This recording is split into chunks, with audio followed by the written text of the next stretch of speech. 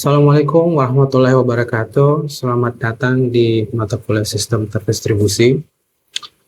Saya Rizka Kurnianto Abdullah dari dosen Prodi Informatika, Fakultas Sains dan Teknologi Informasi, Institut Teknologi Kalimantan. Hari ini saya bakal menjelaskan di video ini merupakan pernyataan diri dosen dalam unjuk kerja Tridharma Perguruan Tinggi atau PDD UKTPT untuk keperluan sertifikasi dosen tahun 2026. Pada video ini saya akan menyampaikan gambaran umum mata kuliah sistem terdistribusi, di mana itu mencakup delivery, interaction, sama assessment. Nah, ini diikuti dengan rekaman pembelajaran pada pertemuan pertama. Oke. Mata kuliah ini merupakan mata kuliah pilihan pada semester ganjil atau gasal program studi informatika di ITK. Jadi mata kuliah ini sebenarnya membekali mahasiswa dengan pemahaman konsep dan juga praktik sistem, meskipun itu terpisah secara fisik. Adapun capaian pembelajaran lulusan yang dititipkan di mata kuliah ini ada dua, yaitu CPL 7 atau ILO 7, yaitu mampu menerapkan rekayasa sistem dengan mempertimbangkan kemampuan perangkat keras dan sistem operasi, serta ILO 8 atau CPL 8 mampu menerapkan konsep yang berkaitan dengan arsitektur, organisasi, dan jaringan komputer serta basis data, dan juga memanfaatkannya sebagai penunjang dalam pengembangan sistem. Sekarang saya akan menjelaskan aspek delivery dari mata kuliah ini, yaitu yang pertama, mode perkuliahan itu menganut pendekatan blended learning, terdiri dari perkuliahan tatap muka di kelas, lalu untuk sesi teori dan diskusi, serta praktikum berbasis proyek juga dikerjakan secara individu sama kelompok. Kemudian mahasiswa juga bisa mengakses materi dan tugas itu via LMS, yaitu di kuliah.itk.ac.id. Nah, metode pembelajarannya ada ceramah interaktif, kemudian studi kasus dari industri, kemudian problem based learning untuk tugas besar, lalu demonstrasi langsung untuk topik seperti socket programming ataupun RNA. Selanjutnya mengenai literatur utama yang akan digunakan di sistem terdistribusi atau mata kuliah ini, yaitu yang pertama buku dari Coloris Dollimore dari Kinderberg T. Blair, yaitu judulnya Distributed System Concept and Design yang edisi kelima. Kemudian yang kedua dari Tannenbaum sama Steen, yaitu Distributed System Principle and Paradigm. Kemudian untuk penunjang paralel computingnya atau paralel programmingnya, yaitu dari Hariri, yang mana judulnya Tools and Environment for Parallel and Distributed Computing. Untuk aspek interaction atau interaksi berikutnya, interaksi dalam mata kuliah ini dilakukan melalui beberapa kanal istilahnya. Pertama, mulai dari tanya jawab langsung saat di kelas, kemudian diskusi kelompok saat pengerjaan tugas, lalu forum di LMS, kemudian grup workspace Google yang itu bakal memfasilitasi ketika diskusi di luar kelas. Nah, untuk ilustrasi, misal pada pertemuan pertama ini saya akan menunjukkan bagaimana interaksi tanya jawab berlangsung antara saya dan mahasiswa, yaitu di mana mahasiswa secara aktif bertanya dan saya membimbing mereka menuju pemahaman yang benar dan melalui diskusi, serta konstruktif pemahaman yang lebih rigid. Selanjutnya, saya akan menjelaskan aspek asesmen atau sistem penilaian dari mata kuliah ini, yang mana terdiri dari penilaian 4 aspek. Pertama, ada tugas individu, kemudian bobotnya 20%, Lalu ini bakal menguji pemahaman mulai konsep studi kasus dan analisis sistem gitu. Lalu ada tugas besar atau proyek itu bobotnya 20% di mana mahasiswa itu merancang dan mengimplementasikan sistem. Kemudian secara menyeluruh gitu. Lalu mulai dari itu kemudian mendefinisikan masalah. Jadi itu juga dieksplorasi di situ. Variabelnya apa? Kemudian setelah itu ada UTS bobotnya 20%, kemudian UAS juga 20%. Kemudian untuk tugas individu itu kurang lebih rubrik penilaian mencakup indikator mulai dari konsep sampai ke analisis dan seterusnya gitu. Sama ada juga satu yaitu praktikumnya 20%, menampilkan pembelajaran yang ada di kelas. Terima kasih.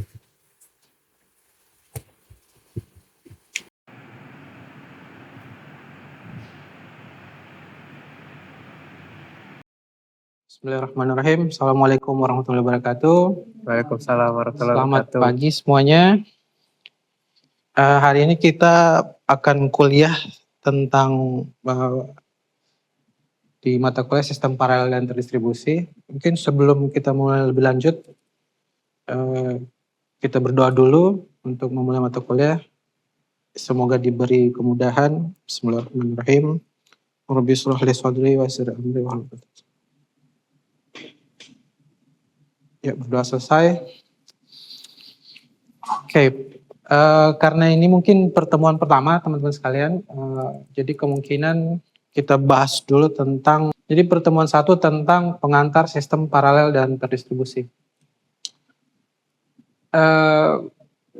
Sebenarnya di pertemuan satu ini kita bakal bahas tentang helikopter view-nya gitu, seberapa besar nanti ruang lingkup pembahasan kita dalam satu semester ini, yang mana pertama mungkin tentang sistem terdistribusi dulu gitu. Nah, sistem terdistribusi ini sebenarnya tentang orkestrasi yang mana kita bisa menciptakan satu komputer tunggal yang sifatnya seperti superkomputer. Jadi intinya itu. Kalau disebut di sini hiding complexity untuk across global networks. Contoh ya, mungkin kita kalau kayak FRS itu kan, kalau di ITK biasanya FRS mungkin baru satu angkatan langsung down sistemnya kan ya. Nah ini kalau kita bayangkan Facebook kan diakses seluruh dunia tapi nggak down. Nah di situ peran sistem terdistribusi. Pertemuan satu ini kita bakal bahas tentang mekanismenya, tentang pengantarnya, mulai dari konsep, middleware, sama arsitektur multi-tier. Sama juga nanti ada studi kasus tentang bagaimana LMS kita dibangun gitu. Oke, sebagai landasan dari mata kuliah ini sebenarnya dari mata kuliah jaringan komputer, baru itu masuk ke sistem terdistribusi. Yang mana kalau di jaringan komputer, sudah pernah kuliah jaringan komputer kan? Ada Pak? Ada. Jarkom. Oke. Masih ingat nggak di Jarkom itu ada berapa layer? Lupa. 7 Pak. 7 ya, benar ya. 7 OSI layer, yang mana yang paling bawah itu ada fisikal, paling atas ada aplikasi kan. Nah begitupun nanti di sistem terdistribusi ini yang mana Jarkom ini sebagai fondasinya gitu. Nah sementara kalau di sistem terdistribusi ini intinya menggabungkan satu resource keseluruhan jadi satu. Kenapa perlu untuk dijadikan satu kesatuan? Kalau di buku-buku lain disebutnya untuk berbagi resource. Nah, apa itu resource? Resource itu ada CPU, memory, storage. Itu resource. Nah, kenapa resource ini perlu dibagi-bagi? Kita kuliah ini ada karena itu tadi ya, bagaimana kita bakal membuat satu sistem yang menjadi satu utuh ini yang punya tujuan khusus gitu. Oke, lebih lanjut kita lihat dulu yang ini tentang mata kuliahnya, yaitu ini mata kuliah kita sistem paralel dan terdistribusi. Kalau kita lihat sistem paralel itu sebenarnya dari arsitektur multiprosesor ya. Ini kalau teman-teman lihat ada prosesor, terus digabungkan menjadi satu dan mengakses memori gitu. Nah ini yang ada di prosesor yang modern saat ini gitu. Kita bisa dapat di multicore ya. Ini dia jawabannya. Kenapa kita perlu mempelajari distributed system dan kenapa kita perlu untuk membagi resource itu gitu. Kemudian ada CDN atau distribusi konten, lalu peer-to-peer atau BitTorrent. Atau dulu ini disebut apa namanya? Pirate Bay kali ya, Pirate Bay masih ingat nggak? Iya Pak. Torrent ya, Torrent, BitTorrent. Sekarang kayaknya nggak terlalu populer ya. Oh masih ya. Artinya ada beberapa komputer yang bergabung menjadi satu klaster, kemudian membentuk satu kekuatan. Intinya seperti itu. Nah kalau di kita mungkin ngelihatnya kayak LMS. LMS itu kan kelihatan satu aplikasi aja ya, padahal ada 3 level nanti di dalamnya. Nah kurang lebih itu untuk middleware ya, sebagai orkestrator utama, yang mana contohnya kalau di industri sekarang itu seperti itu tadi Docker Swarm, Kubernetes. Nah kalau berbicara soal transparansi, kira-kira apa yang ada di benak teman-teman? Transparansi, keterbukaan kan ya? Artinya kalau kita nyebut transparansi mungkin tembus pandang gitu ya. Nah berbeda dengan istilah yang ada di komputer, begitu kita sebut transparan itu artinya tertutup. Pernah dengar proxy transparan? Nah proxy transparan itu ketika kita menggunakan layanan proxy transparan, IP kita sesungguhnya itu ditutup gitu. Identitas kita sesungguhnya ditutup. Nah arti dari transparan di sini artinya mesin-mesin yang ada di bawah ini, yang ini 1, 2, 3, 4, 5 itu sudah nggak kelihatan lagi gitu. Sehingga yang kelihatan cuma satu kesatuan utuh. Nah itu maksudnya transparansi itu. Sehingga kalau kita ngelihat LMS itu jadinya kayak satu sistem gitu. Padahal ada 3 sistem di dalamnya. Formatnya sama, kemudian representasinya di OS itu bakal beda-beda.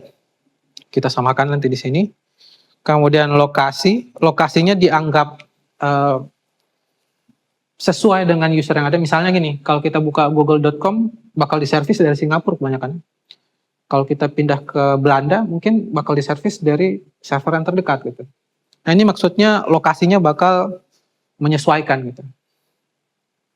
Lalu migration, aplikasi yang berjalan normal, yang mana kalau semisal saya pindah-pindah lokasi, misalnya hari ini di Indonesia, kemudian ke Belanda, kemudian ke manapun, itu aplikasinya tetap sama gitu ya.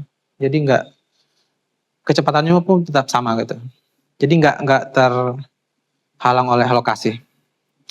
Kemudian replikasi mengakses satu file terpusat, karena sistemnya tersebar, jadi kita harus mereplikasi datanya gitu. Misalnya nih, kita ada server di Singapura, kemudian ada juga di di Amerika. Nah 2 server ini harus identik gitu datanya. Nah itulah kenapa perlu replikasi ini. Sebenarnya nggak cuma di versi server terpisah aja, di sistem microservice yang bakal kita terapkan nanti, mungkin seperti di UPTIK, itu kalau memang bakal ke arah sana, otomatis replikasi ini jadi satu keharusan biasanya. Jadi masing-masing VPS yang ada itu bakal direplikasi database-nya sendiri-sendiri gitu. Sehingga begitu ini update, yang lain bakal ikut update juga gitu. Atau kita sebutnya event driven design ya. Jadi di trigger berdasarkan event. Kemudian ini juga yang penting tentang concurrency. Pernah dengar concurrency? Concurrent. Nah, ini mirip bersamaan ya. Mirip bersamaan. Kalau dibilang paralel enggak, cuman bersamaan. Yang sering kita dapat ketika implementasi di JavaScript, fungsinya async ya, kalau nggak salah ya. Register user itu kan biasanya butuh ngirim email. Nah ada baiknya dibuat concurrency, jadi yang satu dijalanin di thread yang beda, untuk yang kirim email di thread yang beda gitu, biar nanti loadingnya itu nggak nunggu gitu ya, nggak nunggu kirim email selesai. Jadi mau apapun caranya ya di running terpisah gitu. Nah itu concurrency. Lalu failure, layanan melambat sebentar lalu normal kembali. Failure banyak hal yang bakal di handle di failure. Misalnya teman-teman bikin e-commerce yang ada fitur flash sale. Ini lumayan ngeri ya kalau flash sale, apalagi level shop ya di tanggal kembar gitu. Ini gimana? Banyak hal yang diterapkan, mulai dari slot pool, queue, rate limit, dan lain-lain gitu. Jadi untuk failure ini lumayan menarik pembahasannya. Jadi kita bisa bahas banyak hal di failure. Gitu. Nah, ke seluruh 7 layer ini yang bakal membangun satu kesatuan utuh sistem terdistribusi sebenarnya. Untuk komunikasinya ada 2 hal. Kalau sekarang ini ada pakai via RPC, kemudian message oriented, yang mana rata-rata kalau di ITK mungkin REST API ya. REST API bisa kita sebut, RPC juga bukan mungkin ya, tapi mungkin ada satu lagi selain ini ya. Jadi ada RPC sama message oriented. Mungkin nanti kalau kita ke arah microservice bakal memakai ini juga nanti ke message oriented. Bakal ada publisher sama subscriber. Yang mana kalau konsep dari message broker ini mirip grup ya. Jadi begitu satu informasi di broadcast ke grup, semua membernya dapat gitu. Jadi kita nggak perlu repot-repot lagi untuk nge-trigger event yang lain. Implementasinya biasanya ada di RabbitMQ, Kafka, atau MQTT. Di IoT kebanyakan nih pakai ini. Message broker. Lalu di RPC. Nah, ini mungkin yang menarik di RPC sebenarnya. RPC, nah bedanya apa? Kalau di RPC, itu jaringannya via HTTP 2 rata-rata. Kalau REST API mungkin masih pakai HTTP 1 yang mana komunikasinya itu sifatnya sinkronus. Sementara kalau yang HTTP 2 yang RPC itu ada bidirectional channel gitu. Ada sender sama receive. Jadi bisa sekalian komunikasi tanpa harus nunggu-nunggu gitu. Kalau di REST API mungkin kita hit response, request response, gantian kan ya. Nah, kalau di RPC itu bisa langsung sekalian gitu. Jadi bisa lebih efisien. Jika mesin mati, semua aktivitas berhenti. Contoh, saya punya, katakanlah teman-teman punya agent Hermes gitu, di hosting di satu VPS. Nah kalau VPS-nya mati, ya otomatis layanan Hermes agentnya mati juga kan, nggak bisa diakses. Nah beda ceritanya kalau ini kita buat menjadi scalable atau menjadi distributed system. Sehingga kalau yang satu mati itu bakal di cover ya sama yang lainnya. Atau yang satu mati, ini yang lainnya bakal menciptakan baru gitu. Sehingga bisa saling mengcover gitu. Nah itulah sebabnya kenapa server-server yang ada seperti Instagram atau Grab, Shopee itu bisa lebih rigid gitu dan bisa lebih tahan. Karena sistemnya bisa menggandakan sama tahan terhadap failure gitu. Nah kalau secara teoritis di buku dia nyebutnya fault tolerance ya. Jadi kemampuan sistem untuk secara otomatis pulih dari partial failure tanpa menemukan performa secara drastis. Nah kurang lebih seperti itu. Kalau di studi kasus tentang LMS kita punya bagian depan ada Nginx yang kita punya. Nah kalau bedanya di ITK mungkin Nginx-nya sebagai selektor untuk ke VPS ya. Jadi domain ditranslasi menjadi IP address VPS. Sejauh itu aja. Cuman kalau di sini kalau disebut dengan load balancer itu bakal memilih node yang tepat gitu. Semisal kalau LMS-nya sibuk untuk satu web server, itu bakal pindah ke web server lain gitu. Nah bedanya mungkin kalau di kita baru satu node kan ya. Jadi load balance-nya sekedar translasi IP aja. Yang mana yang paling besar sebenarnya storage server ini. Storage server begitu dipisah, awalnya dua aja, yang mana web servernya itu jadi satu dengan storage gitu. Nah ketika masih jadi satu, backupnya itu lumayan minta ampun ya. Jadi begitu di backup, kadang-kala gagal, itu mau nge-restore bisa berhari-hari itu. Nah, mengapa LMS harus dipisah? Itu tadi ya, karena untuk menghindari ini, single point of failure, kalau semisal gagal di storage, ya tetap masih bisa login ya, masih bisa lihat nilai gitu. Cuman bedanya kalau yang ininya gagal mungkin ya, storage-nya. Nah, gimana caranya kira-kira kalau ngelihat biar storage-nya itu reliable dan rigid, otomatis kita harus bikin database yang versi cluster gitu. Nah, sayang sekali kalau di UPATK mungkin bakal mengarah ke sana mungkin nanti ya. Untuk sekarang mungkin belum ya. Jadi masih di satu node aja, satu server gitu. Nah, untuk biar lebih rigid biasanya kita bikin MySQL cluster gitu atau database cluster yang mana nggak cuma terdiri dari satu node aja, bakal banyak node. Nah, untuk sementara masih satu server yang di tuning secara fisik gitu. Seolah-olah sistemnya adalah satu sistem utuh gitu. Nah, kalau dilihat di sini kurang lebih tentang replikasi mungkin yang jadi masalah nanti ketika kita mau membuat itu tadi database cluster kayak MySQL cluster itu kan butuh replikasi. Jadi antara semisal database satu mati bisa dihandle database yang lainnya gitu. Nah, antara database A dan B ini harus direplikasi, harus sama persis gitu. Kita membuat MySQL cluster yang mana nih mau di switch sebagai server utama gitu. Jadi harus dipindah-pindah agar sama gitu. Transparansi nantinya tersembunyi ya. Kita nggak pernah tahu, kita buka Facebook itu datanya dari mana. Apakah dari Singapura kah? Ataukah dari Amerika? Atau dari mana gitu. Intinya itu aplikasi Facebook gitu. Nah, ini yang disebut dengan transparansi. Lokasinya kita nggak tahu di mana, tepatnya di mana. Masuk ke sesi tanya jawab. Silakan, mungkin ada pertanyaan sampai sini dari mas-mas, mbak-mbak. Mungkin saya mau nanya Pak. Yep. Baik, saya Alit 1020 1010. Tadi kan terkait ketika ada skenario banyak pengguna yang mengakses satu sistem Pak.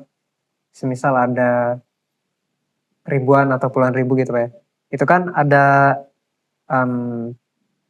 fitur yang namanya load balancing tadi Pak ya.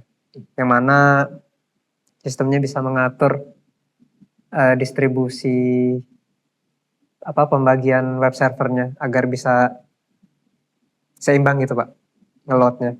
Nah, itu bagaimana web servernya itu bisa komunikasi ke database biar ketika user melakukan transaksi ke database itu tidak terjadi konflik gitu Pak dengan database lainnya.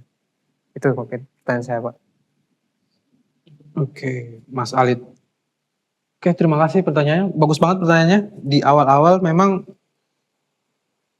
kepikiran kompleks ya. Jadi mungkin saya ulang lagi pertanyaannya. Bagaimana kira-kira ketika user yang banyak itu tetap mendapatkan data yang valid gitu ya. Sementara servernya banyak gitu kan ya. Nah, ini lumayan menarik kalau di distributed system yang mana kalau semisal skenario-nya itu kayak di sini di LMS, nah itu terjadi ketika kita membuat cluster database yang mana cluster database biasanya terdiri dari satu master, kemudian selebihnya worker atau slave gitu. Misalnya satu master, 3 ini worker. Artinya antara semua database ini harus direplikasi gitu. Yang mana ya master ini sebagai load balancernya yang bakal ngelihat ketiga worker saya ini yang mana nih yang nganggur nih. Misalnya yang ini dilihat CPU-nya 60, ya ini CPU-nya 50, terus yang ini CPU-nya 40. Nah, otomatis master ini yang bakal ngeload ke yang lebih sedikit gitu. Nah, gimana caranya biar datanya tetap valid? Otomatis keempat server ini harus direplikasi datanya dan setiap ada perubahan datanya keempat-empat ini harus sama gitu. Nah, itu dia intinya dari distributed system. Kita harus menyamakan dulu semuanya. Nah, gimana caranya kita biar sama? Bisa pakai itu tadi, bisa pakai synchronized system kalau memang datanya nggak terlalu real time. Misalnya kita mau sinkronis setiap waktu tertentu gitu. Hmm. Nah itu sistem CPNS di zaman saya kayaknya. Waktu saya daftar di CPNS zaman saya itu, hari ini daftar, besok baru bisa ngupload gitu. Karena sinkronnya tengah malam gitu. Oke. Nah kayak gitu awal-awal distributed system CPNS. Kalau sekarang kan bisa langsung ya. Nah bedanya dengan yang selain dari sync itu kita bisa pakai versi yang event driven gitu. Jadi begitu ini ke trigger misalnya insert. Nah ini semuanya bakal nge-insert gitu. Oh, instan ya. Ya instan. Nah bisa kita desain seperti itu, bisa pakai arsitektur yang dari Kafka gitu. Jadi misalnya gini nih. Yang paling sering gerbang kan ya, gerbang ITKS aja atau SIAKAT ada bayar UKT. Nah, bagaimana caranya SIAKAT itu tahu kalau ada mahasiswa baru UKT kan ya? Nah, itu kan jadi pertanyaan kan. Otomatis antara gerbang dengan payment BNI harus kita buatkan payment gateway-nya. Lalu begitu ada uang masuk, nah dari BNI ini bakal nge-trigger webhook namanya. Webhook itu bakal di-trigger mengirim ke server payment gateway kita. Dari payment gateway kita itu bakal nge-trigger lagi webhook ke LMS gitu seharusnya. Atau mungkin kalau sekarang kayaknya LMS itu bakal nge-sinkron ya. Karena mungkin nggak ada webhooknya. Mungkin kayak gitu. Jadi yang seharusnya terjadi itu ada webhook. Kalau sistemnya webhook berarti langsung ke-trigger satu-satu tuh. Sangat terjawab, terima kasih Pak. Oke, itu dia mungkin yang tentang diskusinya. Selanjutnya kita rangkum aja kali ya untuk pertemuan hari ini. Jadi pertemuan hari ini kita bahas tentang filosofi dari distributed system dan paralel. Kemudian ada bagian middleware-nya yang menyatukan. Kemudian ada arsitekturnya yang mana terdiri dari multi-tier. Yang tujuannya untuk menaklukkan partial failure, concurrency, dan security. Kemudian tujuan akhirnya, yang mana tadi kita bakal menciptakan 7 layer tadi, yang mana ada dari awal itu, mulai dari akses sampai failure. Nah ini bakal di-manage di distributed system. Satu di mata kuliah ini tentang karakteristik sistem terdistribusi sebagiannya, dan sebagiannya ada di sub CPMK 2 tentang model sistem. Insya Allah mungkin di pertemuan berikutnya nanti kita akan lanjut ke topik client server dan peer-to-peer. Nanti teman-teman diharapkan untuk menyiapkan mungkin isu-isu terkait distributed system yang pernah dialami, misalnya nih bagaimana tower BTS HP itu secara terdistribusi bisa pindah-pindah. Ini misalnya kan kalian jalan dari Balikpapan ke Samarinda, kok bisa gitu pindah-pindah gitu. Meskipun di tengah tol itu kadang-kadang nggak dapat sinyal ya. Yeah. Tapi kalau memang masih ke gap semuanya, biasanya kan itu smooth ya pindah-pindahnya. Nah, itu salah satu isunya contohnya.